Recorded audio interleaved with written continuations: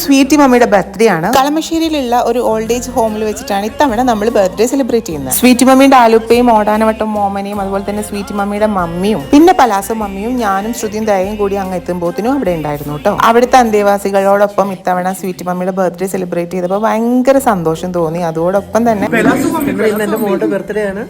എല്ലാവരും പ്രാർത്ഥിക്കണം.